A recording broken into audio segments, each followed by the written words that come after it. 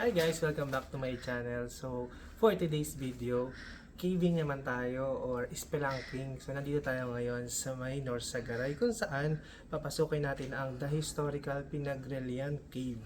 So, ayan. So, yun ang ating content. See you later. Let's go! Si Ambrosio de la Cruz, Okay. siya yung founder ni Tukig. Saka siya yung may-ari ng Inupain. Then yung fourth generation niya, yun yung may hawak ng cave, kaya naging private siya. Si Ambrosio de la Cruz ay naging kabesa de barangay noong taong 1897 to 1901. Yung kabesa de barangay is barangay captain niya yung isa din siya ang founder at leader ng mga mason. Kumbaga yung fraternity ngayon, may samahan sila dating mason. Isa yan sa naging lodge nila. Then 3 siglong gera na po nangyari dito is Filipino-Kastila, Filipino-Amerikano, and Filipino-Hapon. Sa kasamaang palad nga lang po, natalo po yung mga Pilipino sundalo natin sa Hapon. Kaya po na-invade po yan ng Hapon. Okay. So sa makatwid po, marami pong sundalong Pilipino at Hapon ang namatay sa loob. Dito rin po sa Pinagrelan Cave nagtago si First President Emilio Aguinaldo. Dahil natalo po sila sa Naik Cavite. Kaya nakipag-ugnayan po siya kay Ambrosio de la Cruz. Kilalang tao po kasi yan si Ambrosio de la Cruz dito sa poblasyon North Sagaray, Bulacan noong panahon ng Castilla. After naman po magtago dyan ni Emilio Aguinaldo, dumiretso po sila sa biyak na bato sa San Miguel. So kung mapapansin nyo, pag napunta kayo doon, meron tinatawag ng Aguinaldo Cave. Doon din siya nagtago. Yung pangalan po nung cave is Pinagrelan. Pinagrelan. Real sa salitang Pinagrelan. Salitang Kastila po. Ang ibig pong sabihin ng real ay kampo. Kampo. Okay. Parang pinagkampuhan. Opo. Yun po ang tawag dati dito. Kuta saka kampo, pinagkutaan. Then sa tagal ng panahon, nagsalin-salin ni salita. Naging halo na sila, Pinagrelan. Paalala lang po bago tayo pumasok sa loob ng cave. May mga bato po tayong bawal hangak. Okay. Yun po yung may mga crystals. Yung mga may kristal. Bawal din po tayo magdala ng pagkain saka ng drink saka cigarette. And then yung mga bats po, huwag po natin silang tutukan ng flashlight. Yung mga, okay. Then bawal po tayo magpaa, bawal po tayo magbubat sa loob. Then Okay. dahan-dahan lang po kasi may mga batong malulunod. Alright. Okay. Yan, so, ang kuweba ng Pinagrelan at si Cabezang Ambon. Ambrosio de la Cruz. So, ayan guys. Nakapag-picture na tayo.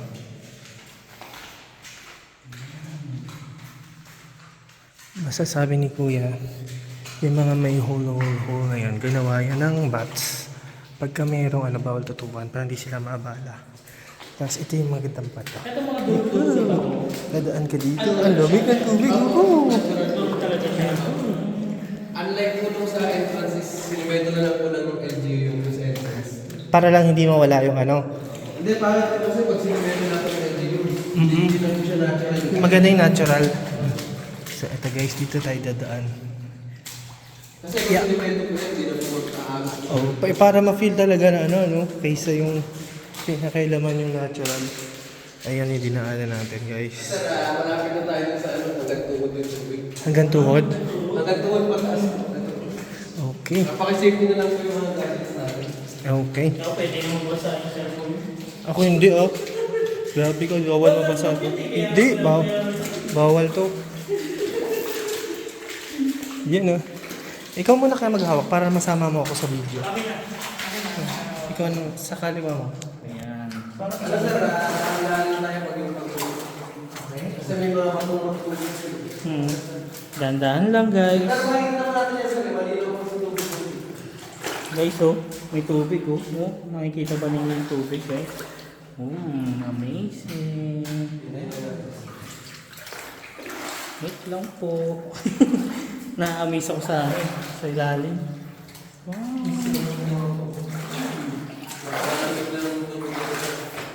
Kahit yung sa amin sa labas. Ito yung sinabi mo gano'n. Pataas po sir. Hindi kasi ba may mata yung level ng water minsan. So, ito na guys. Hanggang tuhod ko na yung tubig. Let's go. Meron pa po mas malalim dito. Nadaanan ka? Para siya ng style underground. Hawakan mo nga muna. Baka madulas ako. Saan ba ako apak? So, hapak lang. Ano lang yung pagbaba. Ang lamig. Okay. Guys, may isda dito Kaya walang isda dito, ano kaya? Meron sir, may catfish dito minsan. Ay, gano'n? Pag na-chepuan natin yung nandun, meron. Ano kasi lang naman yung pagkakin? Ha? Ano ko lang, wala sa pagbutas. Wow, ayan na po ang tubig. Kitang-kita naman po ang tubig.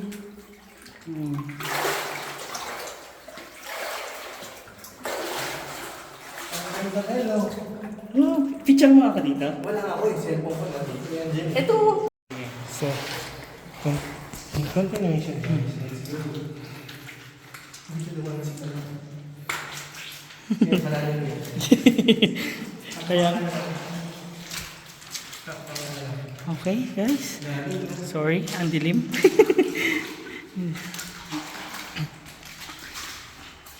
Yun na pala yung pinakamalalim, sir.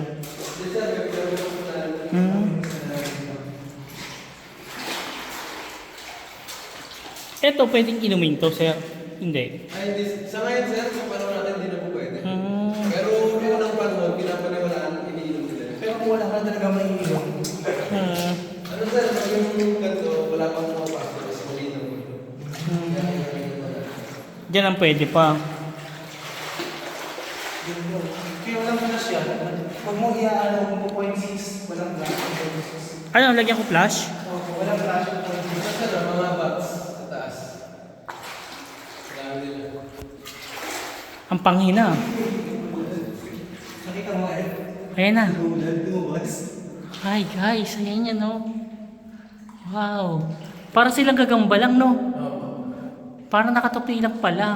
Oh, para silang gagamba lang. Ay, magkama na. Ang cute guys. Ah, nakaharap pala sila. Nakaharap pala sila sa atin. Pag nakadikit doon. Kala ko nakatalikod. Ari. Hi guys. Sorry naman. At hindi pantay-pantay yung bato. Bakit ba kasi hindi pantay? Tignan ninyo. Oh. Wow. Oh, ganyan. Diyan po kami galing. May paniki po. Natakot siya. Naging comedor ng mga ano natin sa dalang Pilipinas. Naging? Comedor po. Yung comedor po is Comedor? Oo, kainan. Ah. Ito daw yung Sa ng Kastila siya yung comedor. Kung baga naging kusina. Parang dining area. Dining area. Dito yung perfect shape na stalactite dito sa loob. Ito, perfect shape. Isa lang po yung ganyan na stalactite dito. Kasi po, ang karaniwang itsura ng stalactite is ito po, parang sa likod natin sir. Ganyan po, hindi po siya perfect. Oo. Ganyan po pag hindi perfect, ganito po ang hindi perfect. Alam po ninyo ha. Kadalasan yan sir, ganyan talaga yung stalactites. Pero iba na lang yung form na tapos yan. Ibig sabihin yung tubig talaga dahan-dahan, no? Talagang na-form talaga. Oh. Galing. Ang ganda, oh. Perfect. Parang parang kamarmol lang.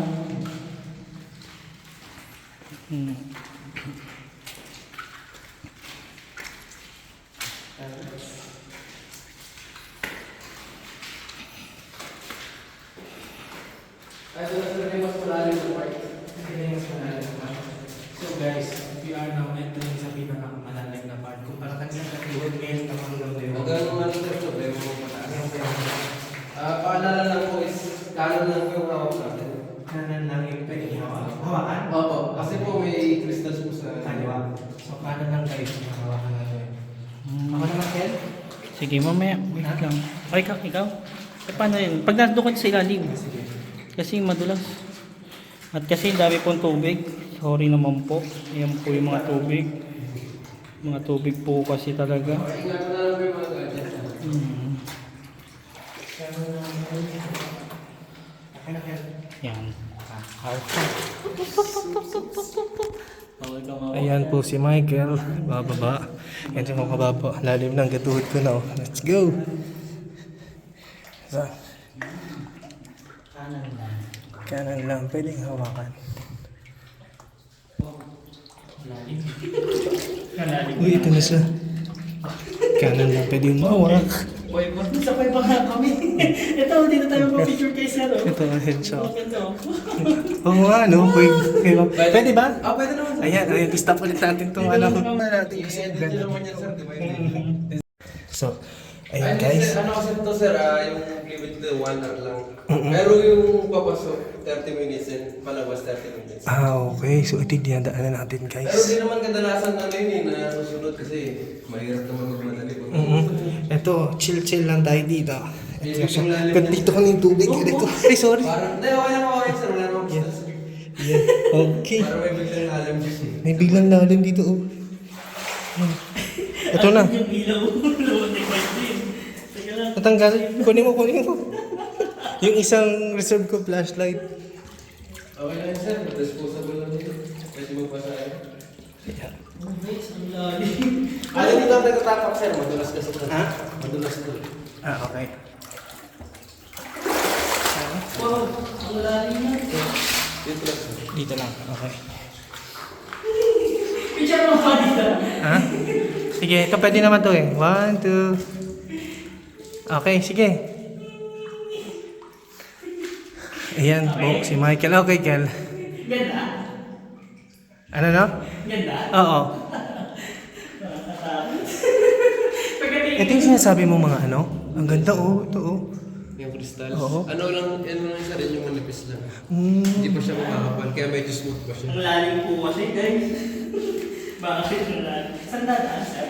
Dito sir sa gilid. Yan. Tapos na tayo tumapak dito, napakadulas kasi. Madalas daw yan.